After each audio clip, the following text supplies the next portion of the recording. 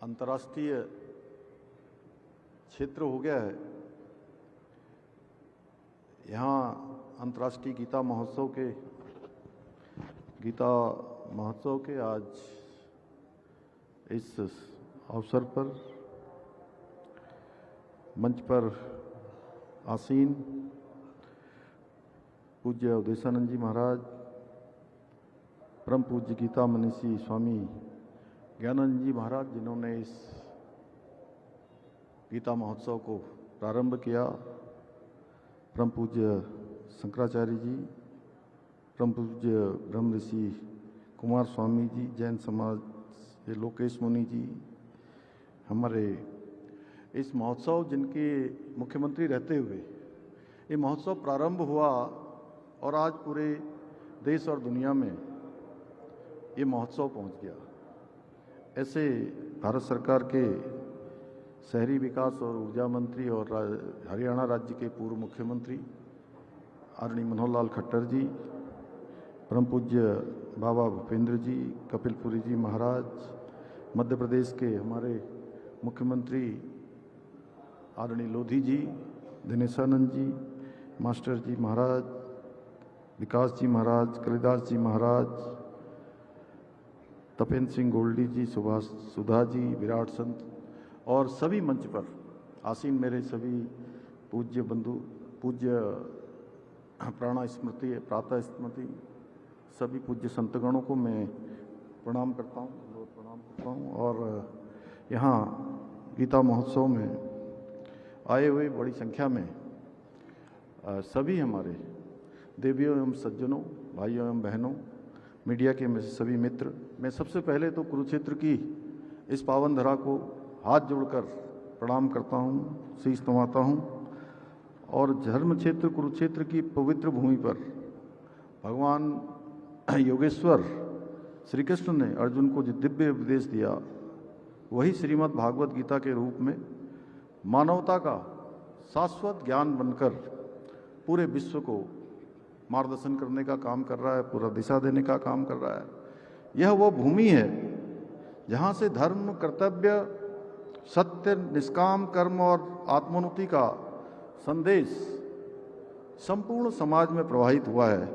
मेरा भी सौभाग्य है कि पूज्य ज्ञानानंद जी महाराज जी ने जो ये गीता महोत्सव प्रारंभ किया, उसमें मुझे भी आप सबके बीच में आने का, आज उपस्थित होने का, आप सबके बीच में आने का शुभ अवसर प्राप्त हो रहा है। मैं इस शुभ अवसर पर इस महोत्सव के माध्यम से गीता का शाश्वत संदेश को जन जन तक पहुंचाने के लिए, जहां पूज्य ज्ञानानंद जी महाराज के प्रति अपनी विनम्र कृतज्ञता प्रकट करता हूं, वहीं आदरणीय मनोहर लाल खट्टर जी को भी, चूँकि वो हमारे वरिष्ठ भी हैं, सीनियर भी हैं, उनसे बहुत कुछ हम सीखते हैं। उन्होंने इस काम को आगे बढ़ाया। सच में ये सामाजिक क्षेत्र में, राजनीतिक क्षेत्र में काम करने वालों के लिए बहुत बड़ी प्रेरणा है। और उन्हीं के संकल्प के कारण आज ये दिव्य सांस्कृतिक उत्सव केवल भारत ही नहीं बल्कि पूरे विश्व को गीता के पावन संदेश से जोड़ने का काम कर रहा है, एक माध्यम बन रहा है। भाइयों बहनों, चूँकि इतने सारे विद्वान और एक से एक पूज्य संत जिनको पूरे विश्व के अंदर ख्याति प्राप्त है, वो जब मंच पर हों तो मैं समझता हूँ कि बहुत ज़्यादा बोलना सूरज को दिया दिखाने जैसा है। और अभी मैं पूज्य शंकराचार्य जी को सुन रहा था, उन्होंने चंद शब्दों में ही गागर में सागर भरने का काम किया है। इसलिए मैं बहुत ज़्यादा नहीं कहता हूँ, बस इतना ही कहना चाहता हूँ कि ये 700 श्लोकों का एक ऐसा दिव्य प्रकाशपुंज है जिसमें मनुष्य के आचरण, चिंतन, कर्तव्य, भक्ति, ज्ञान और जीवन व्यवहार का अद्वितीय संकलन है। और एक ऐसा उदाहरण परमाणु बम बनाने वाले अमेरिकी वैज्ञानिक जे रॉबर्ट ओपेनहाइमर के द्वारा उनके एक जीवन के एक प्रसंग में मिलता है कि 1945 में जब वो परमाणु बम बना रहे थे, उसका परीक्षण कर रहे थे, तो ओपेनहाइमर अत्यंत व्याकुल और मानसिक रूप से बहुत दुविधा में फंस गए थे। लेकिन उस समय श्रीमद् भागवत गीता के श्लोक ने उन्हें मानसिक स्थिरता दी और उस दुविधा से बाहर निकालने में बहुत महत्वपूर्ण भूमिका निभाई। उन्होंने स्वयं कहा कि उस निर्णायक क्षण में जब उनका मन कई दुविधाओं में, द्वंद्वों में फंसा हुआ था, तो उनके मन में गीता का ये श्लोक गूंज उठा कि अब मैं मृत्यु बन गया हूं और संसार का संहारक बन गया हूं। महाभारत में ऐसे अनेकों उदाहरण मिलते हैं जो आज के समय में हमें संसार में हर एक व्यक्ति के जीवन में अलग अलग प्रकार की चुनौतियां होती हैं। जो व्यापार करता है, व्यापारी को अपनी चुनौतियां हैं, सामाजिक क्षेत्र में काम करने वाले की अपनी अलग चुनौतियां हैं, किसान की अपनी परेशानियां हैं। हर एक क्षेत्र में अलग अलग चुनौतियों का सामना करना पड़ता है, लेकिन हमें इस संसार में व्याप्त चुनौतियों को समझने, उनसे ऊपर उठने और सत्य के मार्ग पर चलने की प्रेरणा देती है। चाहे अर्जुन को कुछ समय के लिए भ्रमित और मोह में पड़ना हो, दुर्योधन के अहंकार का भाव हो, या भीष्म की प्रतिज्ञा हो, या फिर सूर्यपुत्र कर्ण की मित्रता हो, हर प्रसंग मनुष्य के चरित्र, कर्तव्य, निर्णय और आचरण का अद्भुत दर्पण है। इन्हीं प्रसंगों के बीच अभिमन्यु का साहस अद्वितीय अध्याय है जो नई पीढ़ी के लिए अप्रतिम प्रेरणा का स्रोत है। गीता में मानव जीवन का अंतिम उपाय भी है। जब मनुष्य संकट में होता है तब गीता उसे समाधान देती है। जब मन में बेचैनी होती है तब गीता शांति देती है। जब रास्ता धुंधला हो जाता है, कोई मार्ग नहीं दिखाई देता है, तब गीता उनको दिशा देने का भी काम करती है। मैं भी बचपन से गीता का अनुकरण करता आया हूँ। पहले गीता के सार के कथनों के माध्यम से समझता था, परंतु उसके बाद मेरी ऐसी रुचि जागृत हुई कि आज मैं अपने प्रत्येक निर्णय में, प्रत्येक कर्म और जीवन के हर मोड़ पर गीता के उपदेशों को अपने मार्गदर्शक के रूप में देखता हूं। शायद इसलिए मेरी धर्मपत्नी का नाम भी गीता ही है।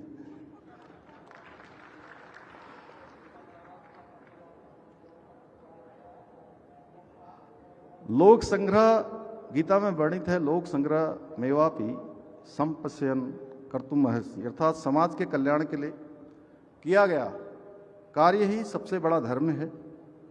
और ये संदेश सदैव प्रेरणा देता है कि व्यक्तिगत लाभ, स्वार्थ और अहंकार से ऊपर उठकर निष्काम भाव से काम करना, राष्ट्र और संपूर्ण मानवता के लिए काम करना। प्रत्येक जीवन की प्रत्येक कठिन और चुनौतीपूर्ण परिस्थिति के समय ये अनेक ऐसे श्लोक हैं गीता के जो हमें रास्ता दिखाते हैं। अभी पूज्य शंकराचार्य जी बता रहे थे, कर्म योग, ज्ञान योग, भक्ति योग, राजयोग, इस प्रकार के अनेक योग। और दुनिया भर के अंदर आज जो काम हो रहे हैं उस पर गीता का अध्ययन भी हो रहा है। गीता का कहीं ना कहीं एक तरह से रिसर्च उस पर हो रही है, मैनेजमेंट के क्षेत्र में, आत्म शांति के क्षेत्र में, और कठिन परिस्थितियों में कैसे काम किया जाए, उन सभी में गीता हमें व्यवहारिक ज्ञान भी दे रही है। जीवन की प्रत्येक चुनौती को स्वीकार करके आगे बढ़ने की हमको प्रेरणा भी देती है। आज के समय में हम सभी जानते हैं कि हमने अनेक काम आदरणीय प्रधानमंत्री जी की प्रेरणा से आज देश के अंदर हो रहे हैं। अभी पूज्य ज्ञानानंद जी जब कह रहे थे तो उन्होंने हमारा भी उल्लेख किया, पूरे देश के अंदर किस प्रकार से आज शिक्षा के क्षेत्र में काम हो रहा है। हम आदरणीय प्रधानमंत्री श्री नरेंद्र मोदी जी के मार्गदर्शन में और उनके नेतृत्व में विद्यालयों में प्रतिदिन गीता के श्लोकों के पाठों को अनिवार्य रूप से सभी विद्यालयों के लिए अनिवार्य किया है। और हम सभी जानते हैं आज देश के अंदर हमारे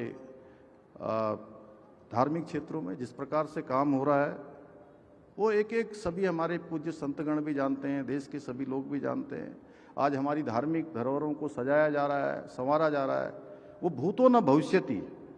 और देवभूमि उत्तराखंड में भी हमने अनेक काम आदरणीय प्रधानमंत्री जी की प्रेरणा से किए हैं।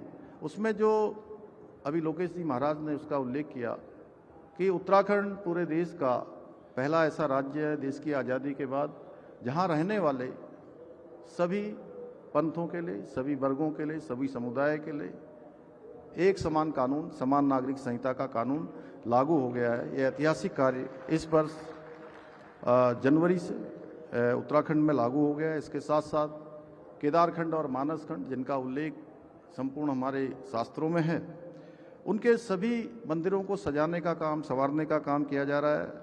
वहीं हम श्री कृष्ण यमुना तीर्थ सर्किट के निर्माण की दिशा में भी काम कर रहे हैं, जिसमें यमुना जी के विभिन्न घाट बनाए जाएंगे। हरिद्वार ऋषिकेश कॉरिडोर के साथ साथ शारदा कॉरिडोर के निर्माण का कार्य भी किया जा रहा है। हमने संस्कृति, इतिहास और इसके दर्शन के लिए studies centre for Hindu studies, इसकी भी स्थापना की है। भाइयों बहनों, संपूर्ण उत्तराखंड भारत के नागरिकों के लिए आस्था, विश्वास और संस्कृति का पवित्र केंद्र है। इसलिए हमने देवभूमि उत्तराखंड में धर्मांतरण न हो, इसके लिए सख्त धर्मांतरण का कानून लागू किया है। लैंड जिहाद, लव जिहाद और थूक जिहाद जैसी घृणित मानसिकताओं के खिलाफ कठोर कार्रवाई भी की है। सख्त दंगारोधी कानून बनाया है, जिससे कि अब दंगा करने वालों की, उनके हुए नुकसान की भरपाई, एक एक रुपए की पाई, एक एक भरपाई उन्हीं दंगाइयों से सुनिश्चित करने का प्रावधान किया है। बड़े पैमाने पर उत्तराखंड के अंदर अतिक्रमण था, कहीं नीली चादर, हरी चादर, पीली चादर चढ़ाकर हजारों हजार एकड़ जमीन अतिक्रमित की हुई थी। उस अतिक्रमण से, उन लैंड जिहादियों से मुक्त कराने का काम भी हमने किया है और 10,000 एकड़ सरकारी भूमि को लैंड जिहादियों से हमने मुक्त कराया है। भाइयों बहनों, उत्तराखंड में पनप रही विभाजनकारी मानसिकताओं पर अंकुश लगाने के लिए हमने राज्य में मदरसा बोर्ड को भी समाप्त करने का निर्णय लिया है। 1 जुलाई 2026 के बाद राज्य के अंदर अब ऐसे मदरसे पूरी तरह से बंद हो जाएंगे जिनमें हमारे शिक्षा बोर्ड के द्वारा निर्धारित पाठ्यक्रम नहीं पढ़ाया जाएगा। हम देवभूमि में जिहादी मानसिकताओं को पनपाने वाले अलगाववादी केंद्र नहीं, बल्कि ज्ञान और संस्कार के मंदिर स्थापित करना चाहते हैं। इसलिए हमने 250 से भी अधिक अवैध रूप से चलने वाले मदरसों को भी बंद किया है। इतना ही नहीं, हम सनातन धर्म को बदनाम करने वाले ऐसे छद्म वेशधारियों के खिलाफ भी सख्त कार्रवाई ऑपरेशन कालनेमी के तहत कर रहे हैं, जिसमें हमने हजारों ऐसे पाखंडी और विधर्मियों को गिरफ्तार करने का भी काम किया है जो सनातन धर्म की गरिमा को ठेस पहुंचा रहे हैं। आपको ये जानकर हैरानी होगी कि ऐसे भी कई घुसपैठिए हैं जो नाम और बेस बदलकर देवभूमि उत्तराखंड की पवित्र और उसकी सनातन परंपराओं को कलंकित करने का प्रयास कर रहे हैं। हम ऐसे घुसपैठियों को देवभूमि उत्तराखंड से निकालकर हम वहीं वापस पहुंचा रहे हैं जहां से वो आए हैं। आज के इस अवसर पर सनातन संस्कृति के आप सभी संभावकों के समक्ष मैं एक बात अवश्य कहना चाहूँगा कि हमारी नई पीढ़ी भौतिकता, पश्चिमी दिखावे की चकाचौंध और अपनी जड़ों, संस्कारों और सनातन परंपरा को उससे धीरे धीरे कहीं दूर होती जा रही है। अब समय आ गया है कि हम अपनी नई पीढ़ी को अपनी सांस्कृतिक जड़ों, आदर्शों और मूल्यों से इस प्रकार के कार्यक्रमों के माध्यम से जोड़ें। आज के इस अवसर पर मैं आप सभी सनातन संस्कृति के रक्षकों से यह भी आह्वान करना चाहता हूं कि हम सभी को एकजुट होकर अपनी सनातन संस्कृति के संरक्षण, संवर्धन और प्रचार प्रसार के लिए समर्पित भाव से कार्य करना होगा। तभी हमारी आने वाली पीढ़ियां गर्व के साथ अपनी सांस्कृतिक जड़ों से जुड़ेंगी। भाइयों बहनों, आदरणीय प्रधानमंत्री श्री नरेंद्र मोदी जी ने हमें यानी उत्तराखंड को देश की आध्यात्मिक राजधानी के रूप में स्थापित करने का लक्ष्य दिया है। हमारी सरकार इसे चरितार्थ करने के लिए अपने विकल्प रही संकल्प के साथ निरंतर कार्य कर रही है। अंत में एक बात और आप सबसे निवेदन करता हूं, क्योंकि इतना बड़ा मैं समझता हूं कि इतना बड़ा मंच शायद आसानी से कभी सौभाग्य से ही मिलता है, जहां पर सभी क्षेत्रों के पूज्य संतगण आए हैं, विद्वान आए हैं। तो 2027 में कुंभ मेले का आयोजन भी हरिद्वार में होना है और मेरा आप सभी से अभी से प्रार्थना है कि उस मेले में आप सबके दर्शन होंगे, आप सब उसमें सहभाग करेंगे। और पूज्य अभी अवधेशानंद जी ने मुझे कहा है कि हमारे जो जितने भी बड़े बड़े हमारे धर्माचार्य हैं, संत महंत हैं, सभी को उत्तराखंड की सरकार इस कुंभ मेले में आमंत्रित करेगी, उनसे निमंत्रण देगी, उनसे अनुरोध करेगी कि सभी मेले में जरूर पधारें, हम सबको पुण्य का भागी बनाने के लिए अपना आशीर्वाद प्रदान करें। मुझे पूरा विश्वास है कि हमारे इस पावन संकल्प को पूरा करने में आप सभी संतगणों का आशीर्वाद हमारी सरकार को, हमेशा राज्यवासियों को मिलता रहेगा। इसी विश्वास के साथ पुनः आप सभी संतजनों को पूरा दंडवत प्रणाम करते हुए मैं अपनी बात समाप्त करता हूँ।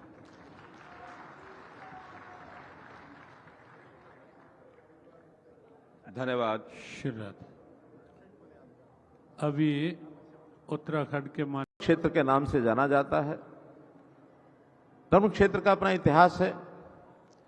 भगवान कृष्ण ने महाभारत के युद्ध के मैदान में और अर्जुन जी को गीता का संदेश दिया। दुनिया में ये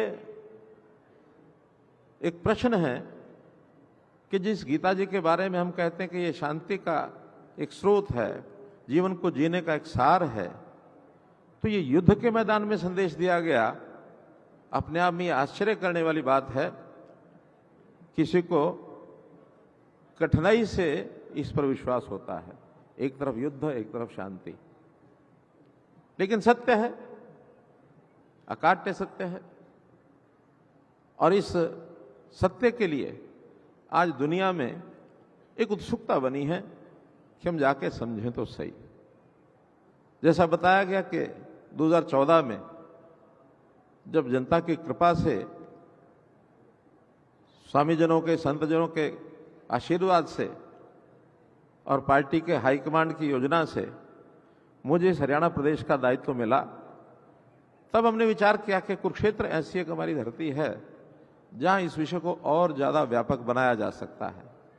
एक छोटा सा उत्सव ये मनाया जाता था, एक मेला के रूप में, इसको फिर प्रदेश स्तर पर बड़ा किया गया, राष्ट्रीय स्तर पर बड़ा किया गया, फिर अंतर्राष्ट्रीय स्तर पर बड़ा किया गया। आज स्थिति है कि यहाँ तो हम मनाते ही हैं, हरियाणा के हर जिले में 3-3 दिन का, और ये इन्हीं दिनों में एक अंतर्राष्ट्रीय उत्सव का ये जो स्वरूप है उसके अंक के रूप में वहाँ भी गीता उत्सव मनाया जाता है।